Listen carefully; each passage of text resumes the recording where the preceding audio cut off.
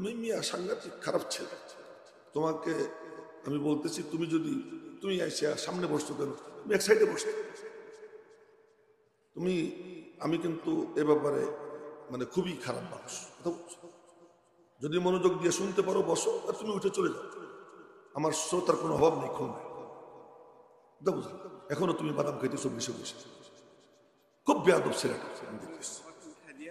না। যদি নিজের এই বুঝতে হয় আস্তে আমি 2-3 বার বলবো, আমার আমেরিকার সাথে কানেকশন, আমার রাশিয়ার সাথে কানেকশন, আমার ইন্ডিয়ার সাথে কানেকশন, কিন্তু রব্বুল আলামিনের যারা মুমিন বান্দা তাদের কানেকশন হয় মালিকের সাথে। যার মালিকের সাথে কানেকশন হয়ে যায় সে তখন বলে হাম ভি কিসি কে বানায়ে হুয়ে হে, আমিও কারো বানানো। এক কিস্তা মনে পড়ে গেল, শেখ আহমদ সরহিন্দি মুজাদ্দিদ আল-ফিসানি রহমতুল্লাহ আলাইহি, লক্ষ্য করে দ্বিতীয় সহস্রের সংস্কারক মুজাদ্দিদ আল-ফিসানি রহমতুল্লাহ আলাইহি, উনাকে বাদশাহ জাহাঙ্গীর খবর দিছে আমার সঙ্গে দেখা করে। তো বাদশাহ জাহাঙ্গীরের আগে ছিল তার বাপ বাদশাহ আকবর। তো বাদশাহ আকবর তো জেলখানায় ভরছিল, তো জেলখানায় ভরছে, উনি জেলখানায় গিয়ে মাশাআল্লাহ যতগুলো বান্দর ছিল সবগুলো মানুষ বানিয়ে ফেলছে, নরসহবতে গেছে, মানুষ হয়ে গেছে। এরপরে জেলখানার থেকে এক সময় মুক্তি পাইছে, জাহাঙ্গীর ক্ষমতায় আইসা সবারই টার্গেট থাকে মৌলভী, ওই শুটের ফুটের টার্গেট থাকে মৌলভী, সব শোনে, সবাই কথা শোনে, কিন্তু মৌলভীরা শোনেন। এরা কোন সময় মাথা নত করে না, কেন? যার সিনায় কোরআন, আল্লাহ পাক তাকে সবসময় গায়রাতমন্দ বানায়, আত্মমর্যাদা বোধ সম্পন্ন বানায়। সে মাথা নত করে না, সে শেষ রাত্রে মালিকের কদমে সিজদা দেয়, 2 হাত পাইতা মালিকের কাছে ভিক্ষা চায়, যা কান্নাকাটি করার মালিকের কাছে করে, আর কারো কাছে গিয়ে কান্নাকাটি করে না। এই স্বভাব যার হয়ে যায় সে মাথা নত করে না। মুজাদ্দিদ আল-ফিসানি রহমতুল্লাহ আলাইহি বললেন, জাহাঙ্গীর আমারে খবর দিছে। আচ্ছা তাই যাই দেখা করতে গেছেন, গিয়ে দেখেন জাহাঙ্গীর বসছে এমন ভাবে 2 পা তার যেখানে গেট করছে নিচা, ঢুকতে গেলে ওনার মাথা, ওনার কপাল জাহাঙ্গীরের পায়ে লাগে, তামাশা জাহাঙ্গীরের পায়ে লাগে। তো জাহাঙ্গীরের এই চিত্র দেখে মুজাদ্দিদ আল-ফিসানি বসে 2 ঠ্যাং আগে ঢুকে দিয়েছে, আগে 2 পা ঢুকেছে, 2 পা ঢুকাইয়া পাশা ঘষে ভিতরে ঢুকছে, মাথা নিচা করেন নাই। বাদশাহ জাহাঙ্গীর বলে, এত বড় বেয়াদব, এই জল্লাদ এদিকে, জল্লাদে ডাক দিছে, কল্লা উড়াই দে। তো বাদশাহ জাহাঙ্গীরের প্রধানমন্ত্রী ছিল নিজামুল মুলক, সামনে দাঁড়িয়ে গেছে, বাদশাহ আপনি ওনারে চেনেন নেই, যদি ওনাকে হত্যা করেন এখনই আপনার রাজত্ব শেষ হয়ে যাবে। কি করবো? বন্দি করে, বন্দি করছে। বন্দি করার পরে, হুজুর মাফ করে দিয়েন যে কথা এখন বলবো, বন্দি করার পরে 3 প্রদেশের 3 গভর্নর বাদশাহ জাহাঙ্গীরের বিরুদ্ধে যুদ্ধ ঘোষণা করছে, এবং তারা সৈন্য সামন্ত নিয়ে নেমে আসছে। বাদশাহ জাহাঙ্গীরের নবরত্নের প্রধানমন্ত্রী মুজাদ্দিদ আল-ফিসানির মুরিদ খলিফা, 3 প্রদেশের 3 গভর্নর মুজাদ্দিদ আল-ফিসানির খলিফা। আজকে আমরা ইসলামী হুকুমত কায়েম করতে চাই, সামরিক একজন অফিসার নাই, কোন একজন সচিব নাই, কোন একজন আমলা আমার নাই, কোনখানে লোক বানাইতে পারে নাই, কোন বিশ্ববিদ্যালয়ের কোন ভিসি আমার মুরিদ না, কোন একজন অধ্যাপক আমার মুরিদ না, যারা লেখালেখি করে আইন পাস করে তারা কেউ আমার মুরিদ না, আমার কাছে আসে না। আমি এখান থেকে কিছু লোক পাইয়া ইসলামী হুকুমত কায়েম করে ফেলাই, এত সুযোগ। আগে কাজ তো করতে হবে, লোক তো তৈরি করতে হবে।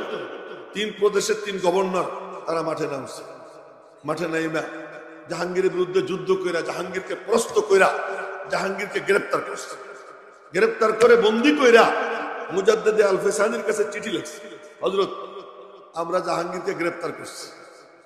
উনি চিঠির অপর পাশে লিখছেন, জাহাঙ্গীরকে ছেড়ে দাও, জাহাঙ্গীরকে ছেড়ে দাও। তো উনরা চিঠি পাইয়ে গিয়ে বলে যে বাদশাহ আপনি মুক্ত। কেন? হুজুর বলছেন আপনার মুক্তি দিতে। হুজুর হইলে এমন হুজুর হওয়া যায়, হুজুর বলছে আপনাকে মুক্তি দিতে। উনি আমাকে মুক্তি দিতে বলছেন, যাকে আমি হত্যা করতে চাইছি। হ্যাঁ, আমারও ওনার কাছে নিয়ে চল, নিয়ে গেছে। যাওয়ার পরে ওনার পা ধরতে গেছেন, মুজাদ্দিদ আল ফিসানি মাথা ধরে কইছেন সোজা হও। এইটাই তো তোর সাথে আমার দ্বন্দ্ব, যে মাথা নত হবে কেবল তার সামনে যিনি সৃষ্টি করছেন, স্রষ্টা ছাড়া কারো সামনে মাথা নত হবে না। মাথা সোজা করছে। হুজুর কি করতে হবে বলেন? তখন 30টা শর্ত দিয়েছেন। 30 শর্ত দিয়েছেন যে এই শর্তে দেশ চালাবি। তার মধ্যে একটা শর্ত, সমস্ত মুসলমান মেয়েদেরকে যে হিন্দুদের সঙ্গে বিয়ে দিছিস এগুলো ছাড়াই আট। আর হিন্দুদের মানে যে সমস্ত মুসলমানের কাছে হিন্দু মেয়ে বিয়ে দিছিস ওই হিন্দুগুলোর মুসলমানদের কাছ থেকে নিয়ে আয়, এবং গরু চৌরাস্তায় জবাই করবে। কম্প্রোমাইজ করে ইসলাম আসে না। যদি তোর ডাক শুনে কেউ না আসে তবে একলা চলো, একলা চলো, একলা চলো রে। আপসহীন কোন লেজুর বৃত্তি কইরা, আপোষ কইরা তোমার কিছু আমার কিছু, ইসলামে কোনো মিশেল টিশেল নাই। আপসহীন নির্ভীক ভাবে সে তার কথা বলবে। মুজাদ্দিদ আল ফিসানি বললেন চৌরাস্তায় গরু জবাই করবে, সবাই দেখবে। আল্লাহ পাক হুকুম করছেন গরু জবাই করতে, ইন্নাল্লাহা ইয়ামুরুকুম আন তাযবাহু বাকারা। গরু জবাই করা এটা আল্লাহ পাকের হুকুম, গরু জবাই করা। তুমি মিয়া সাংঘাতিক খারাপ ছেলে, তোমাকে আমি বলতেছি তুমি এসে সামনে বসছো কেন? তুমি এক সাইডে বসছো। আমি কিন্তু এ ব্যাপারে মানে খুবই খারাপ মানুষ।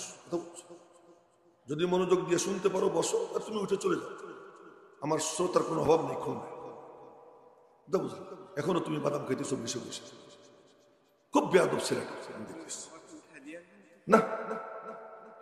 যদি নিজের এই বুঝতে হয় আস্তে আমি 2-3 বার বলবো। তো বলতেছিলাম যেই হোক আমি বলে দিছি চূড়ান্ত বলা, আর বলার দরকার না। তো বলতেছিলাম যে আজ আমাদের লেজুর বৃত্তি করে ইসলাম জিন্দা হবে। ইসলাম জিন্দা হবে আপসহীনতার দিয়ে। আচ্ছা, আমি কোরআন শরীফ থেকে আপনাদেরকে শুনাইতেছি। আল্লাহ পাক বলেন, আলাম তারা কাইফা ফাআলা রাব্বুকা বিআসহাবিল ফিল। দেখিস নেই, দেখো নাই তুমি কেমন করে আমি আসহাবে ফিলকে ধ্বংস করলাম? কেন করলাম জানো? লিইলাফি কুরাইশ, কুরাইশদের মনোরঞ্জনের জন্য। যে কুরাইশ তোদের দিল যত আমার দিকে ঝুঁকে, ফালইয়াবুদু রাব্ব হাযাল বাইত। এখন তো বুঝলি কেমন শক্তিশালী আমি আল্লাহ, তা তোরা কেন এদিক ওদিক যাস? নিজের হাতের বানানো মূর্তির পূজা কেন করবি? এই ঘরের যে রব তার পূজা কর, তার ইবাদত কর। এরপরে বলতেছেন, যদি তোরা ক্ষুধার্ত ছিলি আমি আল্লাহ তোদেরকে খাওয়াই, ক্ষুধার্তদেরকে খাওয়া, এতিমদেরকে ধাক্কা দিস না, এদেরকে ধাক্কা দিস না।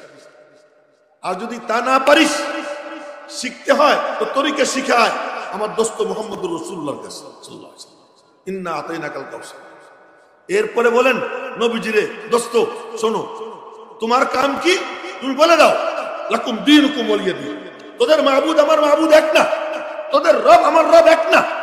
তোরা রবকে বিগড়ে ফেলছিস, আমার রব তোদের রব এক না। এখন এই আয়াতকে পেশ করতে দীর্ঘদিন পর্যন্ত ধর্ম নিরপেক্ষতা না, এটা কোনো আপোষকামিতা না, এটা আপসহীনতা। যে যদি তোর ডাক শুনে কেউ না আসে তবে একলা চলো, একলা চলো, একলা চলো রে, কেউ না আসে, আমি আমার অবস্থানে অটল অবিচল থাকবো। এই আপসহীন যখন হয়ে যায়, আল্লাহ পাকের নুসরত মদদ, আল্লাহ পাকের নুসরত মদদ তখন তার সঙ্গী হয়। ইযা জা নাসরুল্লাহি ওয়াল ফাতহু ওয়া রাআইতান নাসা ইয়াদখুলুনা ফি দীনিল্লাহি আফওয়াজা।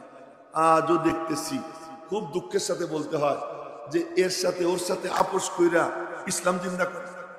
কে ইসলাম জিন্দা? কেউ চায় না ইসলাম। ইহুদি খ্রিস্টানদের শিক্ষা শিক্ষিত যারা, ওদের কেউ ইসলাম চায় না। ইসলাম চাবে কে? যে চায় তার ওইরকম কোন চেয়ার তার দখলে নেই। ওই সময় মুজাদ্দিদ আল ফিসানি রহমতুল্লাহ আলাইহি জায়গায় জায়গায় লোক সেট করছে। সেট করার ফলে হয়েছেটা কি, শেষ পর্যন্ত সে মোগলদের বাদশাহ, শেষ বাদশাহ, বড় বাদশাহ যিনি, বাদশাহ আওরঙ্গজেব আলমগীর, 22,000 হাদিসের হাফেজ ছিল। 22,000 হাদিসের হাফেজ ছিল, একজন আল্লাহর ওলি ছিল। এই হয়েছে।